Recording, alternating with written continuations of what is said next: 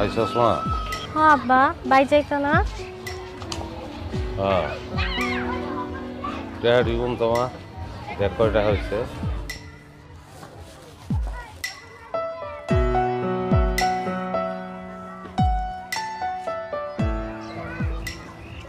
ভালো দেখুন ইসমা, চিরা ফাটা থাকলে আলাদা রাখিস। কত দিছে রে মা? আব্বা 2030 টাকা হয়েছে। আমি যে রাস্তায় খারাপ হয়ে ভিক্ষা করি, তোর মারে কষ্ট নাই তো? না আব্বা, আমি কই নাই। কইস না বাজান, কইলে কইলাম সর্বনাশ হয়ে যাবে। এই টেহা দিয়া টেহা শোধ করণ লাগতো।